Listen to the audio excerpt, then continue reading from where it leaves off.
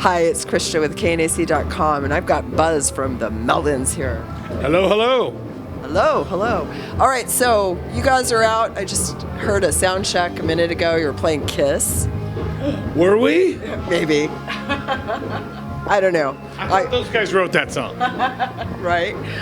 You guys are out for 58 days. 53. Well, 53 shows. Yeah. A lot more days than that because there are some days off. Yeah. Wow.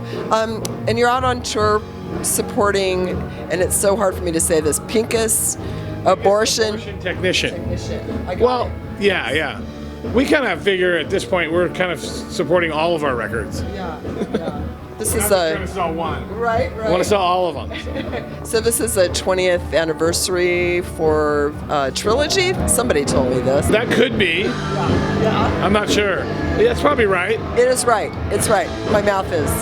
We just re-released 2 of the records, so Yeah. on vinyl, so that's good. They were available, but not on vinyl, so now they are.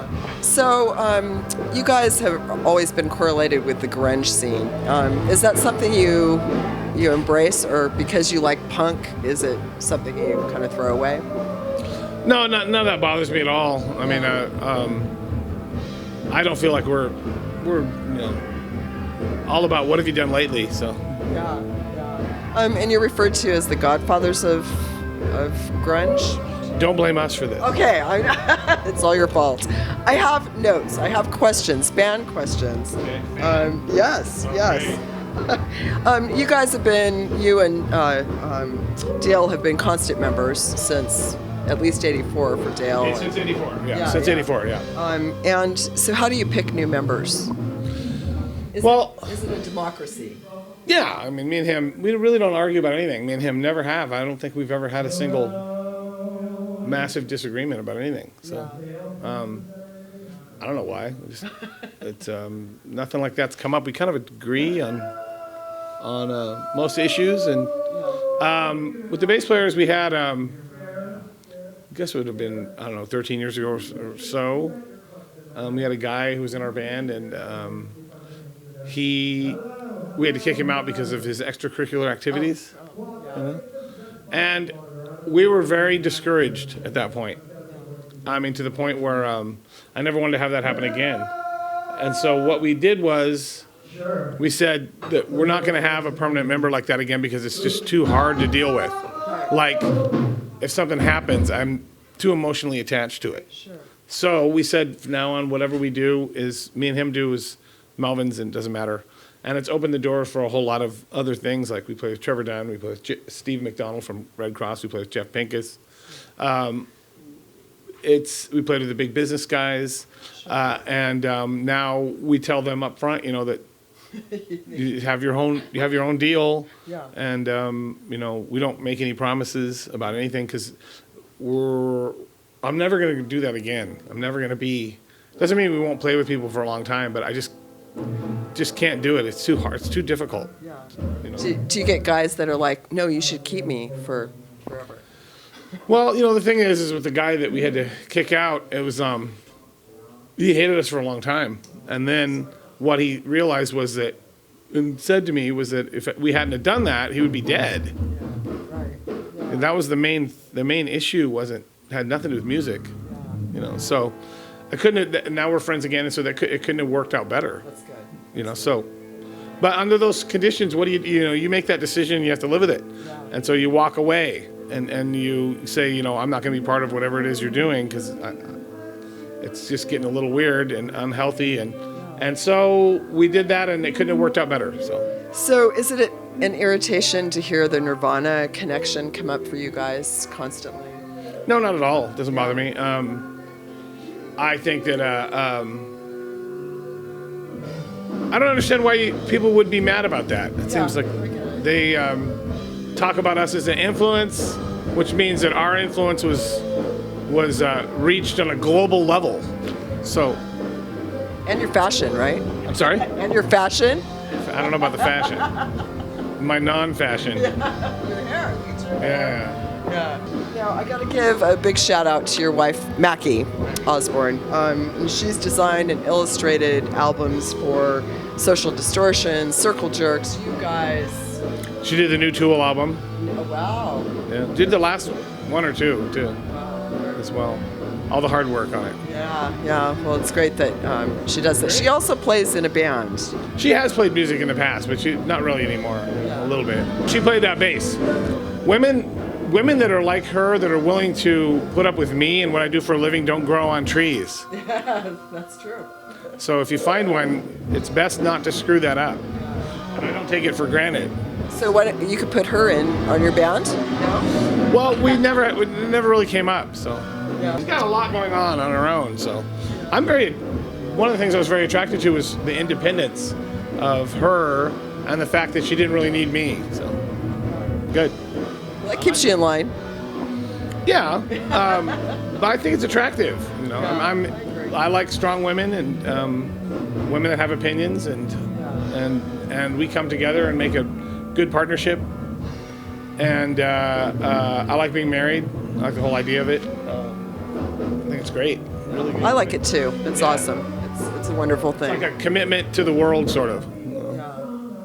People, if you say, I broke up with my girlfriend, nobody gives a shit. If you say, I got divorced, then people think it's a big deal. Maybe not anymore, but it's still a lot bigger deal to say my wife instead of my girlfriend. To me. I get it. I feel like when you say your wife, you feel like an adult. Yeah, people take it seriously. Right. It's kind of like it's like getting a diploma. It's like I'm putting in the time and I'm committed. So I get a good job. You have a girlfriend in high school. Yeah. Giving a shout out to Maury and Tyler, who are like huge fans of yours, and they gave me some questions. Okay. They want to know what the story is behind the Sabbath bundle that was released at the start of this tour. What the story is? Oh, the Sabbath bundle. There's only 18 of them, and there's the Black Sabbath cover 10-inch that me and Dale did with the bass player from Sleep, Al, and 2 covers, and it also includes a letterpress edition of that, and it has I don't know how many pages, 24-page letterpress book that was incredibly difficult to make that goes along with what's on the record. That's what it is. So for people that know about letterpress, it's a really big deal. That's why we only made 18. It was a hell of a lot of work, and which is what makes it really cool. But for people that don't care about that sort of thing, they'll just walk away from it. I think it's cool. I think it's really cool. And in this day and age, it's nice to have something that's tangible in your hand. I think. Kind of a lost art. Well, most people listen to MP3s and stuff like that, which is fine. I don't really care how people listen to music. It's whatever. The music is the most important thing. But if you want, for those a few people out there that want something a little more than that, I think it's kind of like an entry level into buying art. It doesn't cost you $5,000. Right. A little less. Any plans to release Honky and Prick streaming? Oh, yeah, we probably would at some point, but most of that stuff's online already. So. Well, you can take find it. Yeah. If you were to use a percentage, how often would you use front pickups? This comes from a guitar player, obviously. Usually when you talk about front pickups, it's the one by the neck. I think that's what. Now, when I talk about pickups, I'm talking about Fords, but obviously. Yeah. I use live. I use both pickups a lot. So I would say percentage-wise, I'm using solely the front pickup very little, but I'm using it in conjunction with the other pickup about 40% of the time. So I use a switch it's like a Les Paul, set up like a Les Paul. So I use a switch, gives you 3 different volumes, set volumes you can do. And so I use that instead of turning a distortion box on and off or something. You're heading into the studio. Would it be a Les Paul or one of your electric guitar models? When we go in the studio, we view it as completely different than live. So live, I would use a Les Paul style setup, but in the studio, it could be a wide variety of who knows what. We have a ton of guitars. They all do something. They all have their own stories to tell. I think that every guitar you pick up, you will write a different song on it. I like Les Pauls, and there's lots of Les Pauls on our records.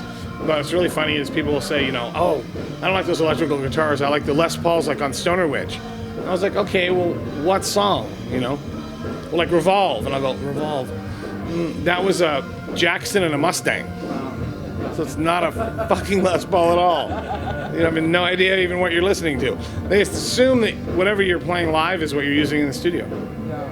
A lot of it, I don't remember what I used. It could have been a Silvertone or a Fender, I don't know.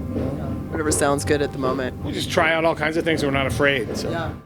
Since it's the 20th anniversary, this has been verified by super fans. What are the things you look back on making those 3 albums? Well, I really like the idea that there are 3 completely different kinds of things. We recorded the Maggot and the Bootlicker at the exact same time. Finished the Maggot and then went directly into recording the Bootlicker. We didn't use guitar amps on that one, and we didn't use guitar amp modelers. We just plugged straight into the board for the Bootlicker, that was it, and used whatever sounds we could get out of that. So there's really no amps on it at all, really. None. And that was just to get a completely different kind of thing. But what people don't really get is we recorded those at the same time. So we recorded them in the studio at the same sessions, both albums. They had them ready to go, so. Sure, wow. That's it. And we did it relatively quickly. It was the first thing we did with Kevin Rutmanis. I wanted them to be, you know, diametrically opposed to each other, so you'd have a different kind of experience listening to them. Put them all out, and then we had one that was all guest stars, and put them all out in about a year. It's time, so that was fun. Is there one that stands out for you more than the others? Favorite? Or are they all your babies? None of it's too precious. Maybe the Bootlicker. It was a lot different than what we'd done before, so I like that. Any thoughts on Crystal Fairy material? Oh, I really like that stuff, you know. And it wasn't me and Dale that didn't want to do it, so there you go. Solo album? I have a record right now in the can, well, almost in the can with acoustic, with Trevor Dunn playing acoustic bass too. So. Very cool. Favorite question, favorite fan question, and they were listening to Stoner Witch, and they felt fine. Maury and Tyler. They want to know what shampoo you use on tour. Oh, do they honestly think I spend a whole lot of time worrying about it? And your beauty regimen. That's been asked. They want to know. Normal showering? How about that? And our last question. In 2014, you blew off Dave Grohl to go to a Dodgers game. Actually, I think it was a little before that. Or maybe a little before that. Yeah. I told the story in 2014. Do you regret it? No, not at all. Okay. No, not at all. Do you guys talk now? No. Yeah. We didn't talk then, hardly. Was it because of the Dodgers game? No, I mean, there's a sordid past and all that stuff that's not, it's not, you know, I mean, the Nirvana thing ended so badly that it's really difficult to have a whole lot of good memories about any of it. I mean, I would much rather have had them not be famous and have him be alive than have it work out the way that it did. I mean, it's not something you get over. I don't have happy memories about, oh, yeah, it's so great. I mean, it's just, I have horrible memories, and I had an awful time with the whole thing. And I think some people have a problem with that. My wife says that whatever trouble they have brewing is because we're too close to the whole thing, and that we're not yes men, you know. So, well, you don't look at it like the star that some of them became. no, I don't. I don't see it that way. I don't fault them for their success. That's fine. I'm not worried at all about people being successful or money or none of that stuff bothers me in the least. Good, you know. But you know, the rest of it's just all very strange, and that all started getting strange long before it ended. So, as you might imagine. Yeah, I can imagine. Things are not as they're perceived. That's right. That's right. Or as people want you to perceive them. They get mad if you have the wrong kind of attitude towards the whole thing. They look at it like I'm somehow jealous, and it's just like there's nothing I could be. What would I be jealous about? Right. Heroin addiction and death. I mean, I'm not a. No, It's gross. It's not something I would wish on anyone. You know. So if they want to think that I feel this way because I was not as successful as they are, that's just crazy. Are you not as successful though? I mean, Monetarily, you know. Yeah. I've never sold millions of records or anything like that. You know. Yeah. They have, and with that comes, You know, with that, well, no, with that comes a certain amount of respect Yeah. from people. Right. You I know, get that. and that's okay. Yeah. They don't have to respect me. You know, respect is an earned thing. I think you're respected, and I think it's earned. Yeah, but I mean, just people will look if I have the wrong opinion, then they look at it like it's coming from a place of jealousy. Yeah. You know, nothing could be breaks. further. None of that stands in the way of me working. Yeah. I've never stopped working. So, Yeah. if anything, it makes me work harder. Right. You know, I've always said that. You know, people that think they can become successful only working 40 hours a week are out of their minds. Yeah. I don't know who came up with that formula. How many hours a week? a week is how much you should work. It's like, well, you're never going to get anywhere. Right. Yeah, that's true. It's just crazy. Yeah. I don't get it. It doesn't make any sense. Yeah. How many hours do you put in a week? No idea. 70% of my waking hours are spent on music stuff in one form or another, I would say. That's a lot. And what is a weekend? Yeah. Like you ask people, there's this guy that I really like on the radio who writes books, does talks, and does all kinds of things. And they go, well, how many weekends a year do you have off? He goes, 2. You know? Yeah. Right. That's right. You know, and I don't want to hear people complaining about their life if they're not doing all they can Right. to be successful. It's like, well, try working harder. Yeah, we have a long time that we got to sleep at some point in time in our, end of our life, and I have that Yeah. same feeling. You know? Well, my wife does. Both of us are basically, we're on our own. So she's, independent contractors, and so when she has work, she's working. It's not just, I get it. at 5 o'clock I check out. No, you do what's in front of you. Yeah. That's it. That's the way we understand it anyway. So. Exactly. Well, what are we going to look forward to tonight? We're pointing.